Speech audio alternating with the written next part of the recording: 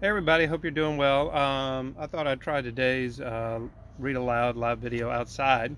I didn't get a chance to do one yesterday because I was out with my school traveling, doing the parade, so that was a lot of fun. So I'm trying to get in the habit of doing these. Today we're reading from Kevin and the Three-Headed Alien. And we're going to be reading chapters 12, 13, and 14. And our first chapter is called chapter 12, Establishing Shots. That's a phrase for when you're making a movie, you got to set things up a little bit. Friday afternoon, Kevin and Jared got off the bus and strode to Kevin's house. They rushed into Kevin's kitchen, grabbed a handful of snacks, and bounded upstairs. "That was awesome how you shut down Sarah today," Jared said, grinning from ear to ear. "Why are we having her in the movie?" Kevin asked.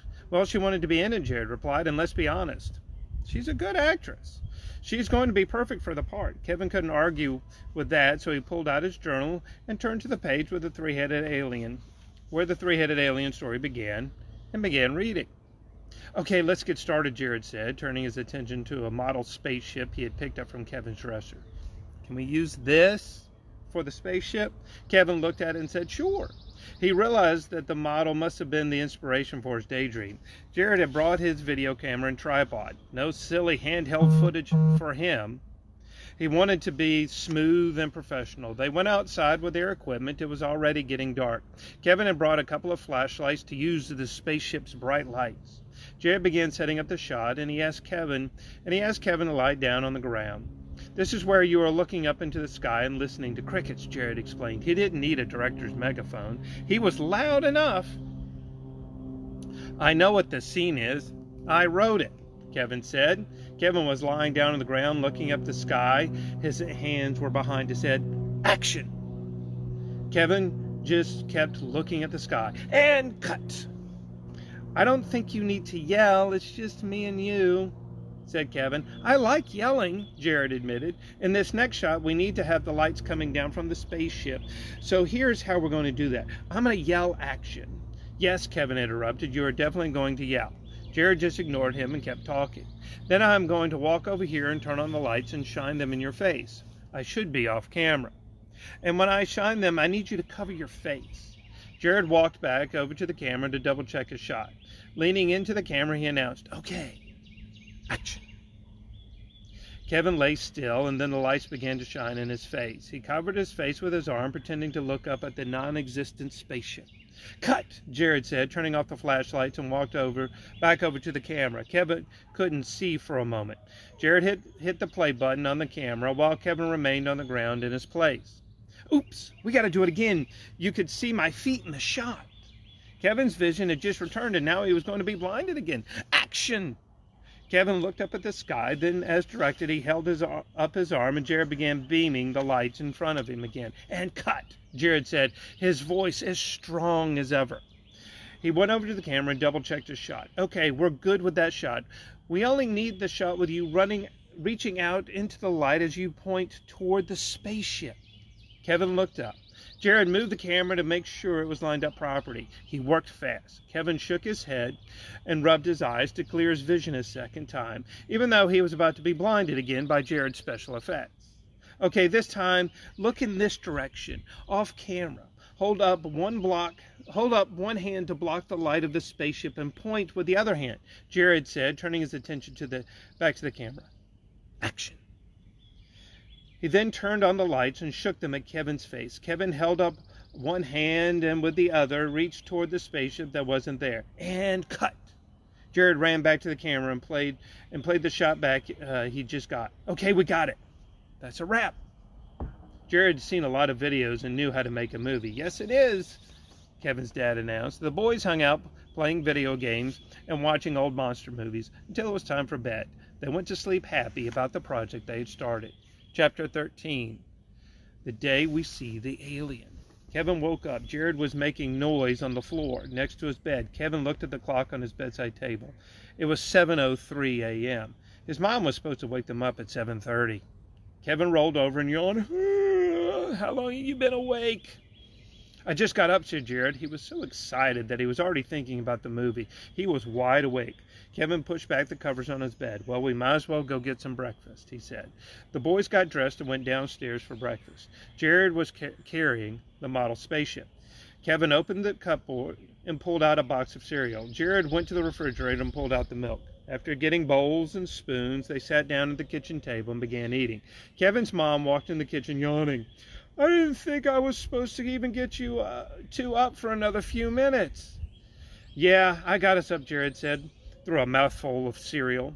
Do you want some orange juice and toast? Kevin's mom asked as she took a seat at the table. Yes, please, Kevin and Jared said at the same time. So are you guys ready for today? Where are you filming? Kevin's mom asked, popping 2 slices of bread in the toaster. We're going to shoot mostly in the backyard. We got our first shots last night. We had some great ones last night of this spaceship landing. Today is the day we get to see the alien. Jared started speaking faster and faster. He was grinning from ear to ear. The alien has 3 heads with suckers on the fingertips. The boys had devoured their breakfast. Can I get you boys anything else? Kevin's mom asked. Nope. Kevin and Jared picked up their cereal bowls, put them in the sink, and then ran upstairs to get their equipment. 10 minutes later, they were standing in the backyard. Chapter 14, The Way a Spaceman Should Look. So there's a nice, cool little illustration of the 3-headed alien costume. And then the boys are getting ready to go make their movie. And you see Jared there with his camera, and Kevin's there with his script. And then TJ is there in the outfit. There's TJ, and then they attached 2 alien heads there on the shoulders to kind of give him the 3-headed alien look. Jared set up the tripod and attached the camera. He pulled out his storyboarding notebook, a notebook with sketches of every shot they needed. We already have the opening shots, and we have where you were standing at the ship. He checked off the pictures as he talked. A car drove up. It was TJ with his mom. He got out carrying a duffel bag with a brown grocery bag. He waved and shouted, "Wait till you see it!" His mom smiled and waved at the boys. I'll take him in the front so I can see your parents, Kevin, she said. Kevin and Jared looked at each other and said, let's go get it, Jared said as they sprinted for the back door and burst through the kitchen door. He's upstairs in your room, Kevin's mom shouted as they ran past. They bounded up the stairs, making as much noise as they possibly could. They bolted into the room and stopped dead in their tracks. There, staring out the window, was TJ with his silver uniform on. Even without the mask, the outfit was perfect. He looked the way an alien should look. TJ turned around. What do you guys think? Where's the mask? Jared asked. Reaching for the brown grocery bag, TJ pulled out the large mask. His head would go in the middle, and the other 2 heads would rest on his shoulders. TJ slid the mask on carefully and reverently. Jared and Kevin didn't breathe. TJ's face popped through the middle opening of the mask. Atop his head were 2 antennae. They were placed for his eyes and 2 slits so he could breathe through his nose, and the bottom of the mask was open for his mouth. The mask was deep red. It shined as TJ moved. It was rubbery, but it didn't matter what it was made of. It looked real. Jared and Kevin were still speechless when TJ spoke. My mom also gave me this red makeup to cover the bottom part of my face so it would match the rest of the mask. How do we put it on? Jared asked. He was about to explode with excitement. TJ reached into the duffel bag and pulled out a round white container. He unscrewed the lid and showed it to the other boys. I just put some on my fingertips and rub it on my face. He began to do just that. In less than 30 seconds, he had covered the bottom part of his face. It blended perfectly with the red mask. Jared and Kevin just stood there looking at TJ. They were spellbound, but something was missing. TJ reached back into his duffel bag, and here are the gloves. Wait till you see the fingers. When TJ slipped them on, the gloves sounded like rubber cleaning gloves. His mother, the art teacher, had added a tip with suckers at the end of each finger. Can you guys help? TJ said as he struggled with the second glove. It's hard to get them both on. Of course, said Kevin. He and Jared helped pull the glove on tight with a final snap. Cool, thanks, said TJ, who was grinning wildly. He put up both hands and wiggled his fingers in the air.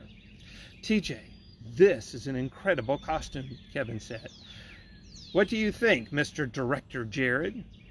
In my 9 years of life, this is the greatest thing I have ever seen, Jared responded.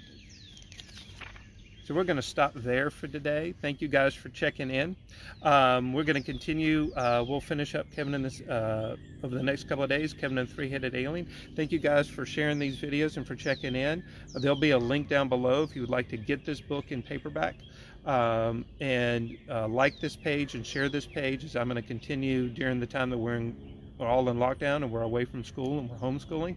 I'm going to be doing some read alouds and hopefully doing some lessons on for the parents to help them with their students while they're at home, to help them with their writing. So drop a note, share a comment if you've done any of that writing, or if you happen to have any questions. Thank you guys for checking in with me. Y'all have a wonderful evening. Talk with you later. Bye.